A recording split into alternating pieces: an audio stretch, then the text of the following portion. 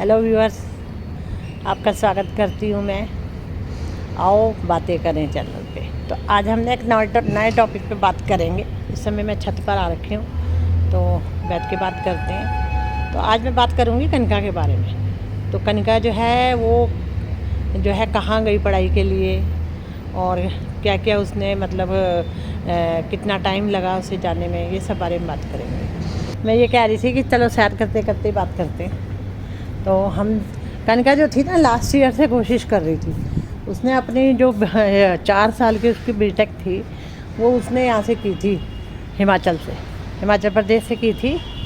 और वहाँ पे ज़रूर उसने अपनी पढ़ाई अच्छे से करी थी। मैं उसको समझा के भेजा था, बेटा पढ़ाई करना, कॉलेज में जब बच्चे टाइम वेस्ट करते हैं ना, ऐसे टाइम वेस्ट मत करना। उसने कहना भी माना, ऐसी बात नहीं है। वो पता क्या, कॉलेज में उसने टॉप किया था, क्योंकि वहाँ पे ना बच्चे इतना पढ़ते ही नहीं थे। और कॉलेज भी बहुत हाई फाई कॉलेज होता है, वैसा नहीं था वो। ठीक है, बच्चे जैसे होता है ना, पेपर आते हैं तो बच्चे पढ़ते हैं ज़्यादा, फिर वैसे मस्ती भी करते हैं जैसे कॉलेज के बच्चे। पर वो ज़्यादा पढ़ाई में लगी रहती थी, अपने प्रोजेक्ट में लगी रहती थी। एक बार वो घर लेकर आई थी ना, उसका मैं एयर प्योरीफायर, कॉलेज वालों ने भेजा था वो। तो वो उसने जब कॉलेज में किया टॉप, तो पता जा नहीं पाई वो लेने के लिए, नहीं तो काफ़ी सारी फ़ोटोएँ खिंच जाती उसकी। जो वहाँ के उन्होंने बड़े बुलाए होते हेड, मतलब जो बच्चों को इनाम देने के लिए बुलाते हैं, उनके हर फोटो हो जाती है। उस समय शायद वो पंजाब में थी, तो इसलिए आ नहीं पाई थी वो। तो वो बड़ा मिस करती है कि मैं आ नहीं पाई, और मेरी प्रिंसिपल के साथ और बड़े बड़े लोगों के साथ मेरी फ़ोटो खिंच जाती, कितना अच्छा लगता।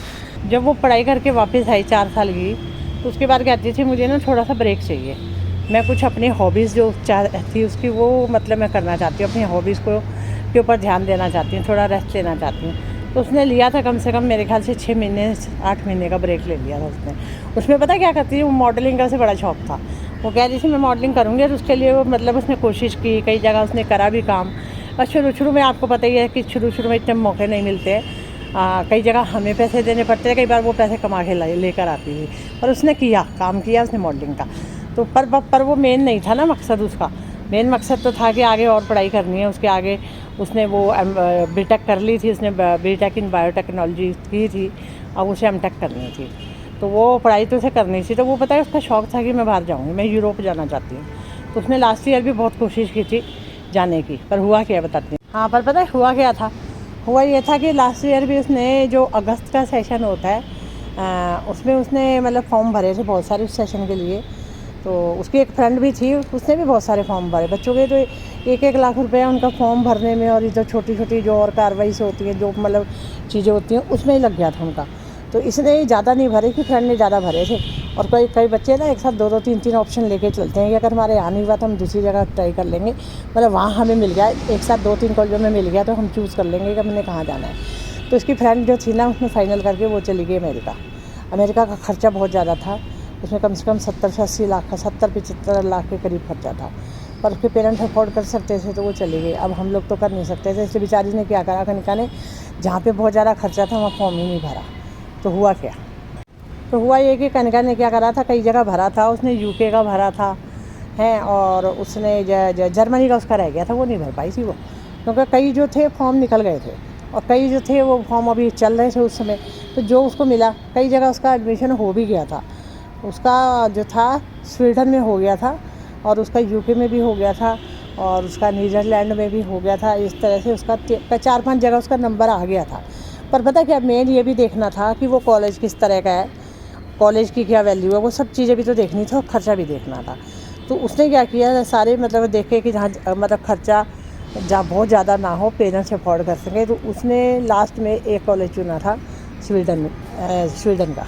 और वहाँ पे ख़र्चा जो था 40-45 लाख के आसपास था। 2 साल की पढ़ाई थी तो 45, और कई जगह पता है क्या, 1 साल की पढ़ाई होती उसका खर्चा भी इतना ही बैठ जाता था, 45 तक। 1 ही साल की पढ़ाई हो, अब 1 साल में बच्चा क्या करेगा, 1-2-3 महीने तो वहाँ सेट होने में ही लग जाते हैं, जो भी कंट्री नई जगह पे जाओ। और कई जगह ना लैंग्वेज की प्रॉब्लम भी थी।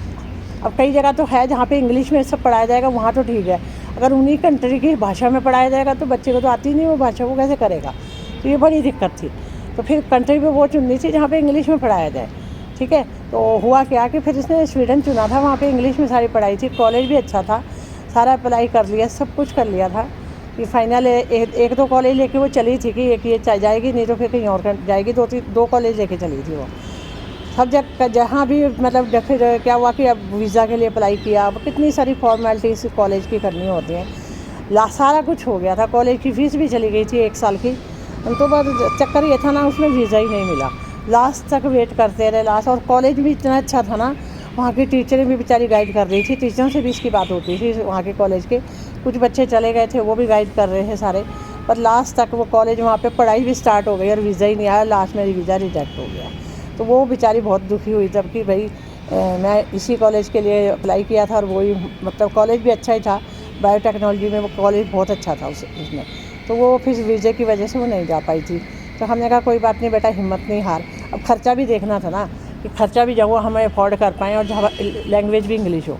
तो बस फिर वो क्या करती थी, अपनी थोड़ा उसमें लगी रही कि नेक्स्ट जो सेशन आएगा मैं उसमें भरूँगी। तो नेक्स्ट सेशन में इसने भरा इस बार भरा। इसने टाइम से भर लिया। पिछली बार भरने में भी लेट हो गया था क्योंकि फर्स्ट टाइम था। तो इस बार उसने भरा अच्छे से। और क्योंकि जो इसकी फ्रेंड चली गई थी ना, वो देखो इससे 6 महीने आगे हो गई है।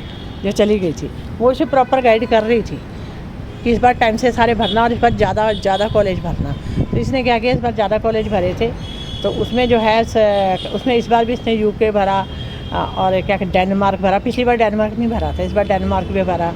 और बाकी 5-6 का जगह भरा था इसने इस बार भी, ठीक है। और उसमें से लास्ट में इसने सेलेक्ट किया जर्मनी को कि मैं जर्मनी जाऊंगी। जर्मनी क्यों जाएगी? क्योंकि वहाँ पे एजुकेशन फ्री है। सबसे बड़ी बात ये थी कि वहाँ पे ये लास्ट पहले तो मतलब वहाँ पे एजुकेशन फ्री थी, पर रहने खाने का ही खर्चा था। और वो खर्चा था मिला के 25 लाख के आसपास 2 साल का। 2 साल की पढ़ाई 25 लाख का खर्चा। तो ये अफोर्ड। और लैंग्वेज भी वहाँ पे वो पढ़ाई इंग्लिश में कराएंगे, पर वहाँ पे जर्मन आना बहुत ज़रूरी है। अगर आपको जॉब चाहिए तो जर्मन जो है वो जो है भाषा सीखनी बहुत ज़रूरी है। और कई बच्चे तो क्या करते हैं, जिन्होंने पहले ही डिसाइड ही किया होता है कि हमें जर्मनी ही जाना है, वो जब 12th क्लास में ही होते हैं ना, वो तभी से अपनी वो जर्मन भाषा सीखना शुरू कर देते हैं। तो अगर आपको जर्मनी जाना है तो आपको जर्मन भाषा पहले से ही सीखनी शुरू कर दो।